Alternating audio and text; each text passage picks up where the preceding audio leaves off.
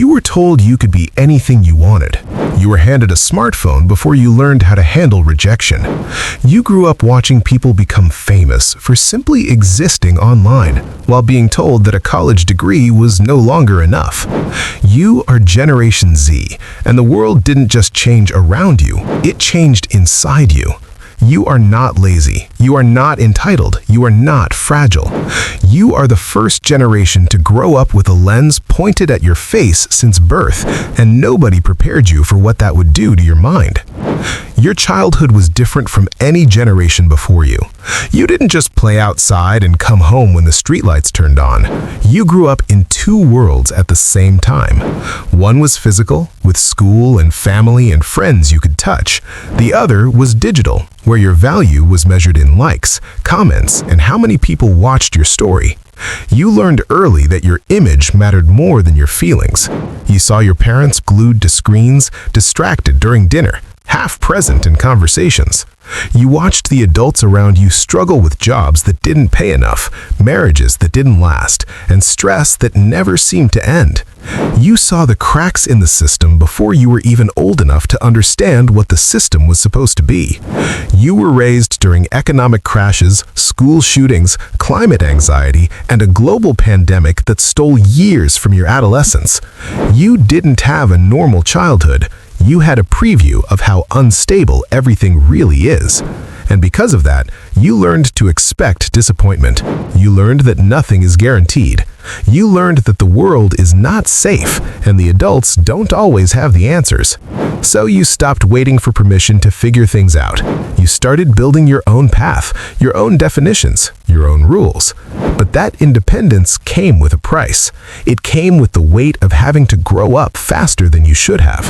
The promise was simple. Work hard, go to school, get good grades, and you will have a stable life. You will have a home, a career, a future that makes sense. But you watched millennials do exactly that and still drown in debt. You saw people with degrees working 3 jobs just to pay rent. You watched the cost of living rise while wages stayed frozen. You were told to follow your passion, but passion doesn't pay bills. You were told to be yourself, but only the version of yourself that gets views, that fits the algorithm, that doesn't make people uncomfortable. The system that raised you was already broken, and instead of fixing it, they handed you the pieces and said, "Figure it out." You were told you matter. But the world showed you that only your productivity matters, only your output, only what you can offer. The promise was stability, but what you got was chaos. The promise was security, but what you inherited was uncertainty. And now you are expected to build a life on a foundation that was never solid to begin with. You were not failing because you were weak. You were struggling because the game was rigged before you ever started playing. And the worst part is that you were made to feel like it is your fault. Like if you just tried harder, hustled more, optimized better, you would be fine. But you are already doing everything you can, and it still does not feel like enough. Your body feels it. Even when your mind tries to push through, your body keeps the score. You wake up tired even after sleeping. Your chest feels tight for no clear reason. Your shoulders carry tension you cannot name. You scroll through your phone and your heart rate spikes. You see someone your age doing better, looking better, living better, and suddenly you are back in that space of not enough. Your nervous system was not built for this. It was designed to handle short bursts of danger, a lion chasing you, a threat you can see and escape. But now the threat is constant. It is invisible. It is the fear that you are falling behind, the fear that you will never afford a home, the fear that the planet is dying and no one in power seems to care, the fear that one wrong post, one bad day, one mistake could ruin your reputation forever. Your body stays on alert. Your brain stays in survival mode, and you were never taught how to turn it off. You clench your jaw without realizing it. You hold your breath when you check your notifications. You feel exhausted but cannot sleep because your mind will not stop running scenarios.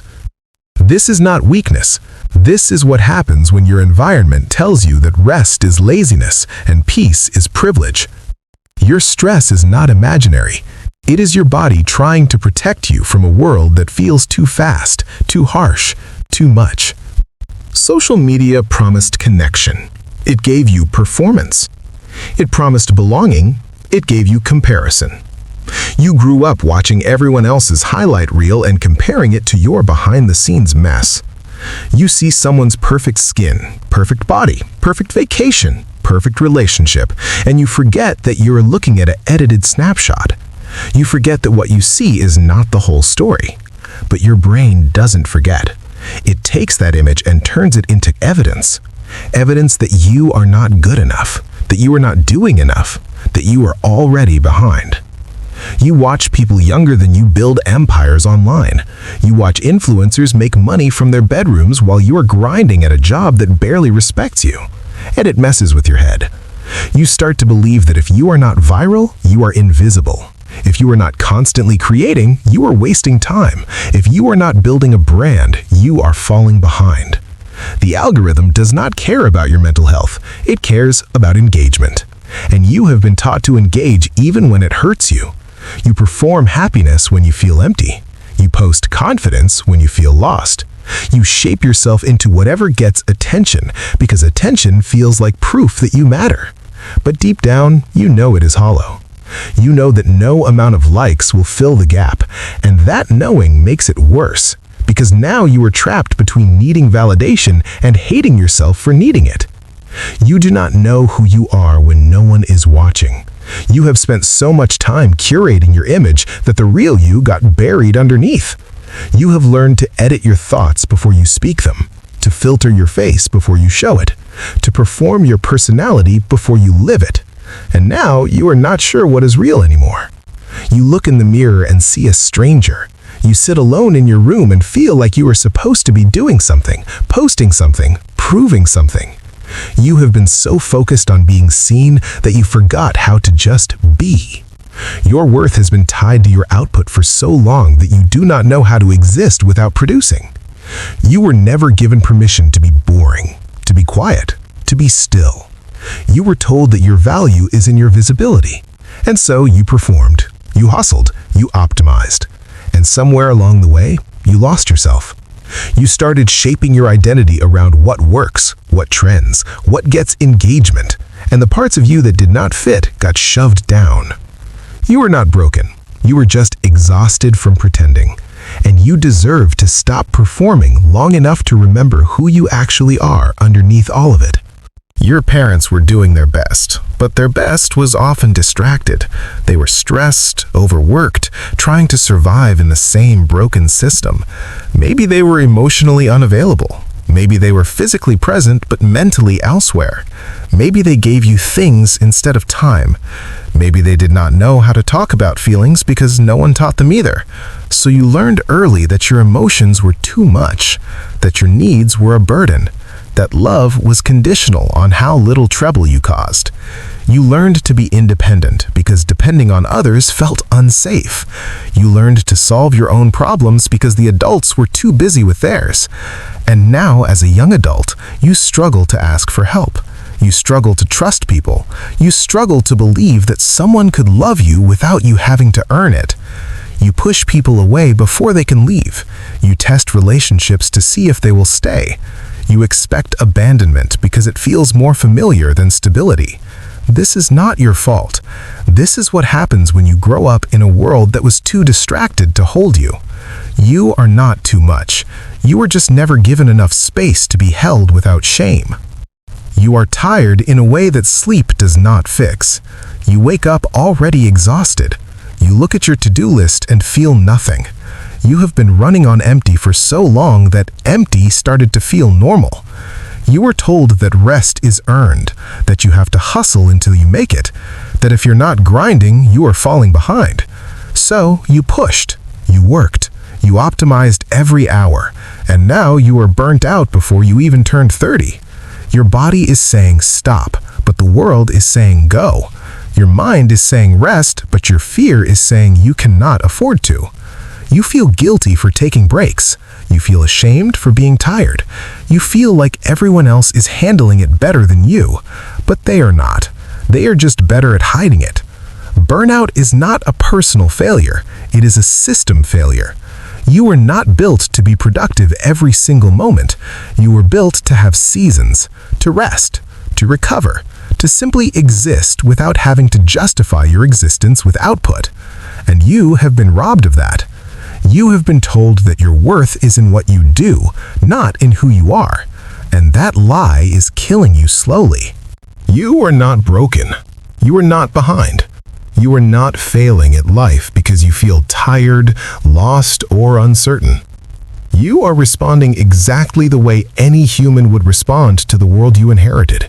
A world that is faster, harsher, and more demanding than any generation before you has faced.